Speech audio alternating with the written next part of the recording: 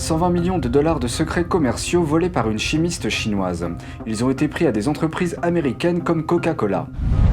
Le milliardaire le plus célèbre de Chine évite d'apparaître en public. Un commentaire qu'il a fait il y a près de 10 ans est maintenant sous les feux de la rampe car il semble avoir prédit son propre destin.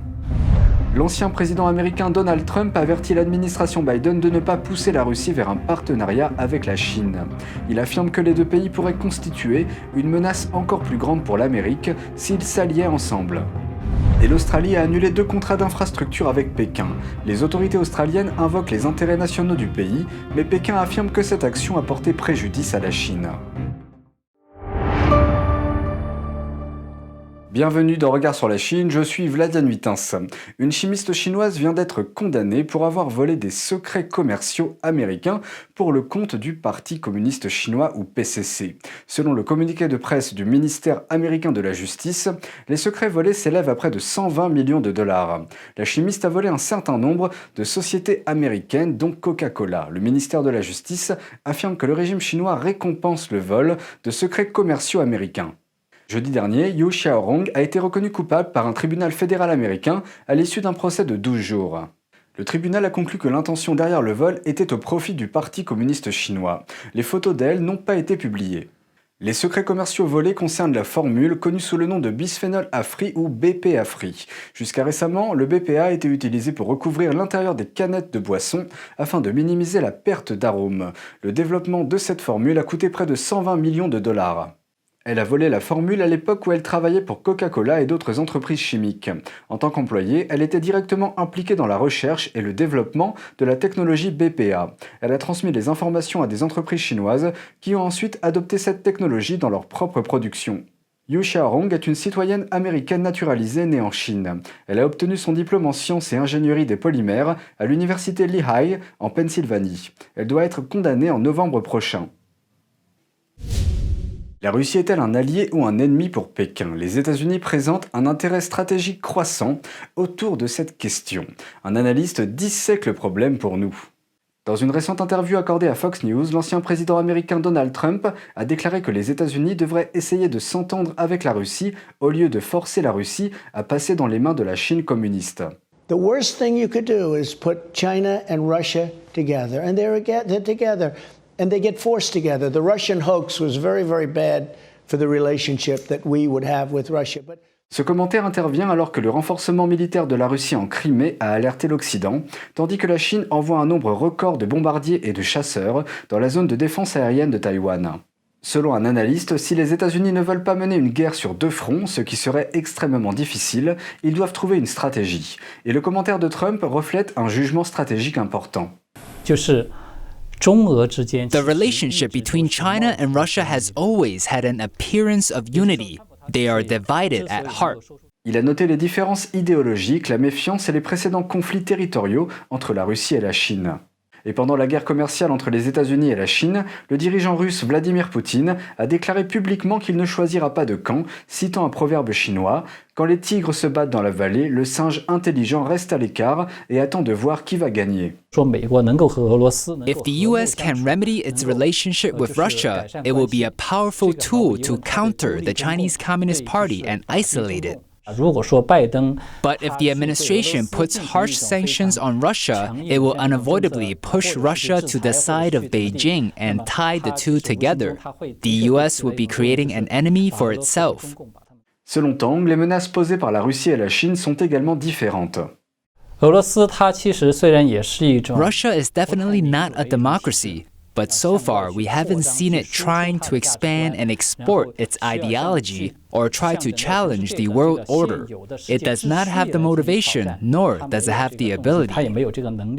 L'économie de la Russie ne se porte pas très bien. Son PIB national est égal à celui d'une province de la Chine, alors que le PIB de la Chine est le 2e après celui des États-Unis. No matter how tough Russia is, it won't lose its senses and actively attack NATO and start a world war. I don't think this will happen no matter how crazy Putin is. One fundamental reason for its recent military action is to stop Ukraine from joining NATO, to stop NATO from expanding eastward. In a strategic sense, Russia is on the defense. Mais il pense que Pékin a une histoire différente. Communist China has a huge economy and the CCP has ambitions. It wants to surpass the US and is already actively laying out and acting out its plans to do so. The regime wants to export its totalitarian system to the world. In this sense, it's a bigger threat than Russia. Tang poursuit en disant que si le PCC réussit à annexer Taïwan par la force, ses navires de guerre pourront librement entrer dans le Pacifique et menacer les territoires américains. Ces sous-marins porteurs de missiles peuvent constituer une menace pour le continent américain. Par conséquent, il a déclaré que les États-Unis doivent trouver un équilibre délicat entre la nécessité de faire face à la menace de la Russie et d'éviter de la pousser du côté de Pékin. Le milliardaire le plus célèbre de Chine évite de se faire trop remarquer, mais récemment, une vidéo d'un commentaire qu'il a fait il y a près de 10 ans a attiré l'attention en ligne. Jack Ma est le fondateur du géant chinois du commerce Alibaba. Dans une vidéo datant de 2012, il a déclaré, je cite, « J'ai le sentiment que les entrepreneurs chinois ne peuvent pas avoir une fin heureuse ». Il a ajouté qu'il pouvait y avoir quelques chanceux, mais les a décrits comme très rares. Ce commentaire vieux de 10 ans semble avoir prédit son propre destin. Une série d'événements qui ont débuté en novembre dernier semble indiquer qu'il ne fait pas partie des heureux élus. La société de services financiers Ant Group est une filiale d'Alibaba, également fondée par Jack Ma. La société a subi un coup dur en novembre de l'année dernière lorsque Pékin l'a empêché d'être cotée en bourse. Cette décision a été largement considérée comme une mesure de rétorsion à la suite des critiques formulées par Jack Ma à l'encontre du système financier chinois. Mais la spirale descendante ne s'est pas arrêtée là. Les autorités de réglementation ont récemment infligé à Alibaba une sanction financière sans précédent d'un montant total de près de 6 milliards de dollars. Selon Reuters, de multiples sources ont révélé des commentaires faits par des régulateurs et la Banque centrale de Chine. Ils auraient convoqué Jack Ma pour discuter de la possibilité qu'il se retire d'Ant Group. Pour Jack Ma et d'autres personnes, être un magnat chinois semble s'accompagner d'un certain nombre de risques inattendus. Environ un cinquième d'entre eux sont allés ou sont en prison, y compris quelques-uns qui faisaient partie des hommes les plus riches du pays. D'autres ont fait l'objet d'enquêtes ou de mesures de répression de la part du régime communiste. La ministre australienne des Affaires étrangères a officiellement annulé 2 accords conclus avec Pékin dans le cadre de l'initiative Ceinture et Route. Elle affirme que ces accords allaient à l'encontre des intérêts de l'Australie, mais le régime chinois n'est pas très heureux de cette décision et affirme avoir été lésé. L'Australie annule officiellement les accords conclus avec Pékin dans le cadre de l'initiative Ceinture et Route ou BRI. La ministre australienne des Affaires étrangères, Marise Payne, a annoncé sa décision le 21 avril en déclarant que ces accords n'étaient pas conformes aux intérêts nationaux de l'Australie. Grâce au pouvoir que lui confère la loi sur les relations étrangères, Payne a annulé 4 accords conclus entre le gouvernement de l'État de Victoria et des régimes étrangers, dont 2 avec Pékin. Ces 2 accords rompus ont été signés avec les plus hautes autorités de Pékin. Ces accords de 2018 et 2019 étaient tous deux consacrés aux initiatives chinoises du projet Ceinture et Route, l'État de Victoria s'engageant à travailler sur des projets d'infrastructures liés à Pékin. Payne a déclaré dans un communiqué qu'elle les considère comme incompatibles avec la politique étrangère de l'Australie. Pékin accorde des prêts énormes à des pays en développement qui peuvent à peine se permettre les projets. Certains appellent l'ambitieuse initiative de Pékin la route globale des ennuis ou la diplomatie du piège de la dette, etc. L'ambassade de Chine en Australie s'est déclarée fermement opposée à la décision de l'Australie, affirmant que cette décision compromettra davantage les relations entre les 2 pays. Le diplomate chinois Wang Chenin a commenté la décision en déclarant, je cite, « La Chine n'est pas une vache, je ne pense pas que quiconque devrait avoir l'idée de traire la Chine lorsqu'elle est dans la fleur de l'âge et de comploter pour l'abattre à la fin. » Aaron Conley, d'un institut de recherche sur les relations étrangères basé au Royaume-Uni, a répondu « Pas un agneau, pas une vache, peut-être un loup, ce n'est pas clair. » Une autre réponse dit « Les diplomates chinois énumèrent progressivement tous les animaux de la ferme que la Chine n'est pas. » Natasha Kassam de l'Institut Lowy, basé en Australie, déclare à la BBC « Pendant 10 ans environ, l'Australie et la Chine ont pu maintenir la fiction que la codépendance de leurs économies pouvait exister dans une sphère distincte de leurs tensions politiques. Il était dans l'intérêt des 2 parties de maintenir cette fiction pendant cette période. » Les tensions entre les 2 parties ont augmenté lorsque l'Australie a commencé à se pencher sur l'ingérence étrangère dans la politique intérieure en 2016. Le Premier ministre australien de l'époque, Malcolm Turnbull, a ordonné une enquête sur cette question et a déclaré que Pékin était le principal problème.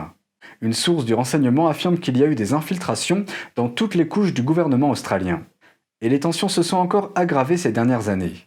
L'Australie a critiqué à plusieurs reprises Pékin pour son traitement des problèmes de droits de l'homme à Hong Kong et au Xinjiang. L'année dernière, le gouvernement australien a exigé une enquête indépendante sur l'origine du virus du PCC.